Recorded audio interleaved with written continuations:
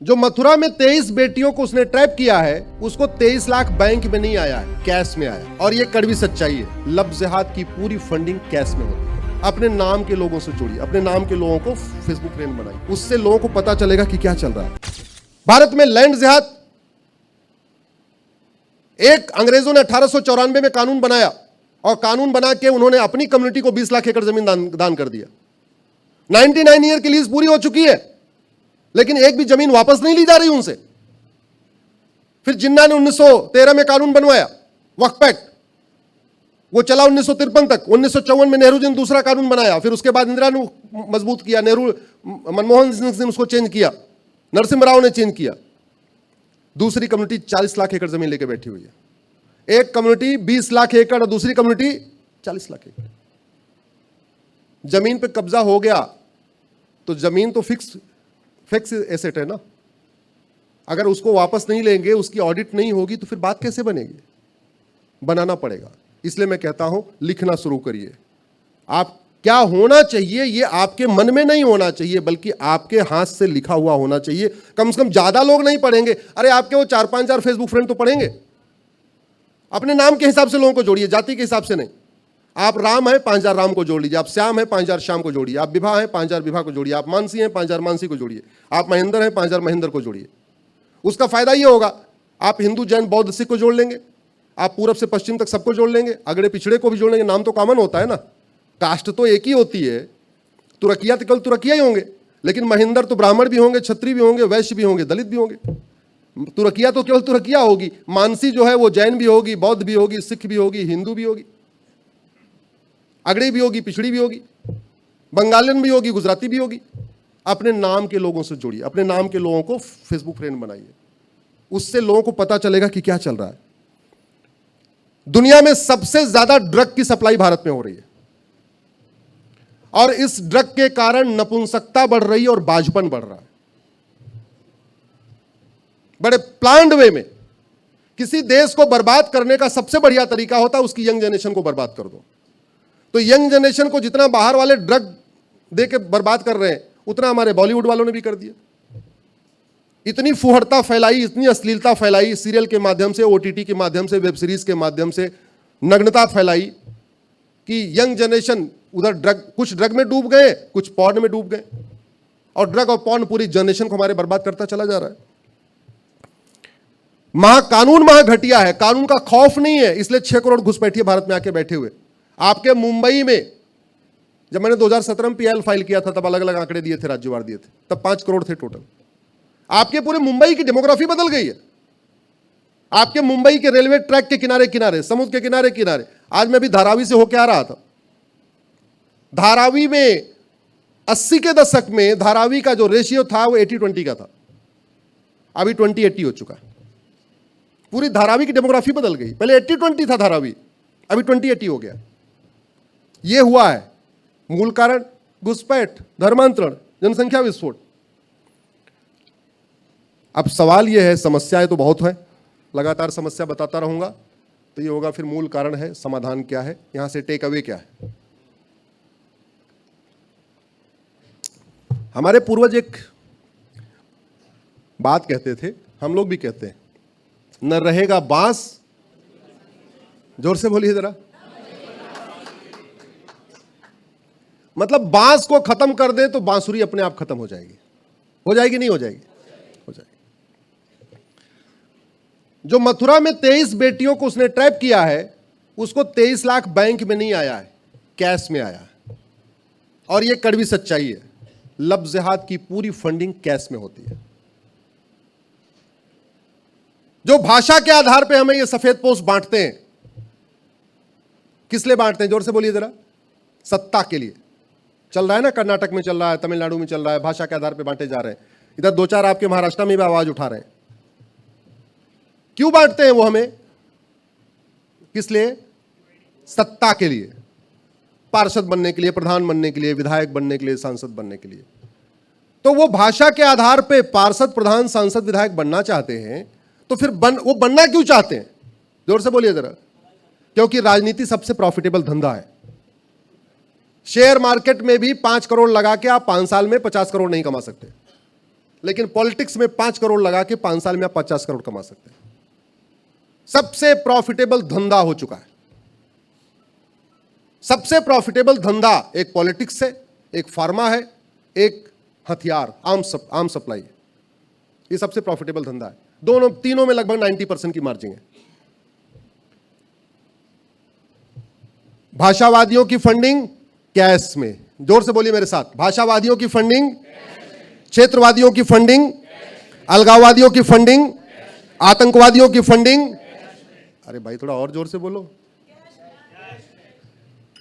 माओवादियों की फंडिंग, नक्सलियों की फंडिंग, लब जिहादियों की फंडिंग, लैंड जिहाद की फंडिंग, ड्रग का कारोबार, हुक्का बार, डांस बार, सट्टा बार, किडनैपिंग कारोबार, भाड़े पे हत्या, घुसपैठ जिहाद, हलाल सर्टिफिकेशन, घुसपैठियों का आधार, घुसपैठियों का राशन कार्ड, घुसपैठियों का बर्थ सर्टिफिकेट, घुसपैठियों का ड्राइविंग लाइसेंस, घुसपैठियों की वोटर आईडी, जमातियों की फंडिंग, मिशनरियों की फंडिंग, जिहादियों की फंडिंग, थाने का भ्रष्टाचार, तहसील का भ्रष्टाचार, कचहरी का भ्रष्टाचार, हवलदार थानेदार, पेशकार तहसीलदार, फर्जी पट्टा, फर्जी रजिस्ट्रार, लेखपाल पटवारी, जासूसी गद्दारी, पत्रकारों की फंडिंग, यूट्यूबरों की फंडिंग, गौ तस्करों की फंडिंग, मानव तस्करी,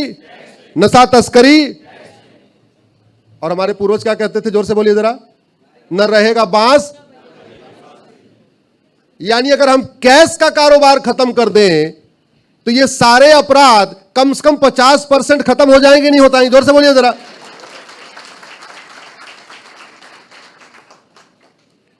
देखो, वकालत करने के पहले मैं इंजीनियर था, तो मैं तो हर समस्या में 5W एनालिसिस करता हूं, उसमें 5 बार वाई वाई एनालिसिस करता हूं। एक मेरा फर्म बिलीफ है कि मानव निर्मित कोई भी समस्या लाइलाज नहीं होती।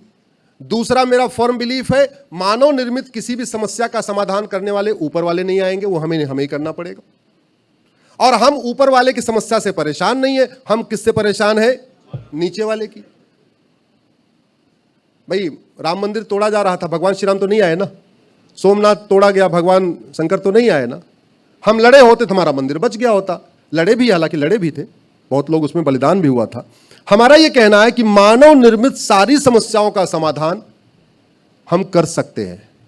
भारत की सबसे बड़ी समस्या, अगर 2 समस्या आपको बताऊं, और आप समस्याओं की 5W एनालिसिस करके देख लीजिए। 5W मतलब समस्या में 5 बार वाई लगाइए, तो भारत की 80% समस्याओं का रूट काज करप्शन और पॉपुलेशन एक्सप्लोजन है। मैं 20 मिनट लेट हो गया, आप लोगों को इंतजार करना पड़ा। मूल कारण पॉपुलेशन एक्सप्लोजन। धारावी से आ रहा था, ट्रैफिक जाम। भारत की 80% समस्याओं का मूल कारण है करप्शन और पॉपुलेशन। अगर हम इन दोनों पे रोक लगा दें तो भारत हमारा सुरक्षित हो जाएगा। तो पॉपुलेशन की बात बाद में करेंगे, पहले करप्शन कैसे खत्म होगा वो बात कर लेते हैं। अभी आप ही ने बोला कैश में, कैश में, कैश में, कैश में। नेता हमें जाति के आधार बांटते हैं, किस लिए?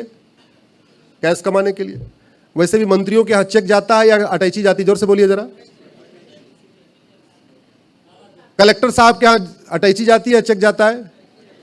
अभी होली के दिन हमारे दिल्ली हाई कोर्ट के जज साहब के यहां क्या मिला था? जोर से बोलिए जरा। जब मैं पहले कहता था आज न्याय बिकता है कोर्ट में, तो लोग मानते नहीं थे। मैं धन्यवाद दूंगा होलिका माता को, उन्होंने एक चिंगारी फेंक दिया, एक चिंगारी फेंक दिया, फिर भारत के सब लोग मानने लगे कि कोर्ट में न्याय बिकता है। कड़वी सच्चाई है। और भ्रष्टाचार का दुष्परिणाम आपको बता रहा हूं। हिंदुओं के घटने का मूल कारण है भ्रष्टाचार। आतंकवादियों ने 26 बेटियों का सुहाग उजाड़ा है ना। अरे उससे कई गुना तो रोड एक्सीडेंट में मर जाते हैं। रोड एक्सीडेंट का मूल कारण भ्रष्टाचार है। जितने लोग आतंकवाद के शिकार होते हैं उससे ज्यादा फर्जी SC ST केस में आत्महत्या कर लेते हैं, वो ब्लैकमेलिंग करते हैं। जितने लोग आतंकवाद का शिकार होते हैं उससे ज्यादा लोग थाने के भ्रष्टाचार कारण आत्महत्या कर लेते हैं। जितने लोग आतंकवाद का शिकार होते हैं उससे ज्यादा माओवाद नक्सलवाद का शिकार होते हैं। करप्शन खत्म हो जाए, माओवाद नक्सलवाद खत्म हो जाएगा। जितने लोग आतंकवाद का शिकार होते हैं उससे ज्यादा नकली दूध, घी, पनीर, मिठाई खा के मर जाते हैं।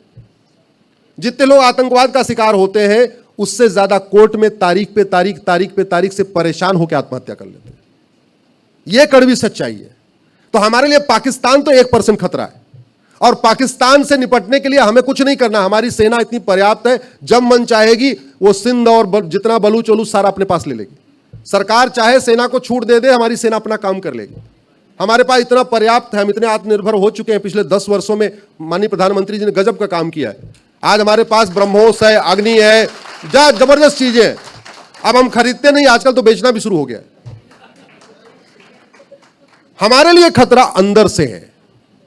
हम जो घट रहे हैं, अगला सेंसस आएगा आप चौंक जाएंगे। अभी तो 2011 वाला आया, आपको ध्यान नहीं आ रहा है। मतलब अफगानिस्तान में खत्म हो गए, पाकिस्तान में खत्म हो गए, बांग्लादेश में खत्म हो गए, मालदीव में खत्म हो गए। अरे भारत के 9 राज्यों में खत्म हो चुके। मेरी पीआईएल चल रही सुप्रीम कोर्ट में। 800 जिलों में से 200 जिलों में खत्म हो चुके हैं, यानी 25% जिलों में खत्म हो गए। 6000 तहसील में से 1500 तहसीलों में खत्म हो गए, यानी 25% तहसीलों में खत्म हो गए। बॉर्डर पे 300 तहसीलें 300 की 300 में खत्म हो चुके हैं। अब क्या मतलब इधर भी खत्म हो जाएंगे तब ध्यान आएगा क्या? आप डेमोग्राफी कैसे बदल रही है इसको देखना है। अपने वार्ड की वर्तमान वोटर लिस्ट और 25 साल पुरानी वोटर लिस्ट देख लीजिए। डेमोग्राफी कैसे बदल रही है, अपनी विधानसभा की वर्तमान वोटर लिस्ट और 25 साल पुरानी वोटर लिस्ट देख लीजिए। अपनी लोकसभा की वर्तमान वोटर लिस्ट, 25 साल पुरानी वोटर लिस्ट देख लीजिए। फिर पता चलेगा आपके वार्ड की भी डेमोग्राफी बदल गई है, आपकी विधानसभा की डेमोग्राफी बदल गई, आपकी लोकसभा की डेमोग्राफी बदल गई। और यह हमारे लिए बहुत बड़ा खतरा है। बहुत जल्दी सैटेलाइट से सर्वे होने के बाद पता चलेगा कि मंदिर से ज्यादा संख्या चर्च और मस्जिद की हो चुकी है। और यह बड़े प्लान्ड वे में किया जा रहा है, बड़े प्लान्ड वे में काम किया जा रहा है उनको, क्योंकि अल्टीमेटली अगर कुछ डिक्लेयर करना है तो यूएन तो कहेगा तुम सर्वे करके दिखाओ सैटेलाइट से। तो पता चला 1 किलोमीटर के एरिया में मंदिर तो 5 है, मस्जिद और चर्च 8 है। क्या करोगे आप? और ये बड़े प्लान वे में। अच्छा, स्ट्रक्चर भी कैसे कैसे बन रहे हैं, जो इस्लाम में हराम है वो भी बनाया जा रहा है। जैसे मजार, दरगाह, पक्का कब्रिस्तान बनाना इस्लाम में हराम है। Arab, Dubai, Kuwait, Abu Dhabi, Bahrain में एक भी मजार नहीं है, एक भी दरगाह नहीं है, एक भी पक्का कब्रिस्तान नहीं।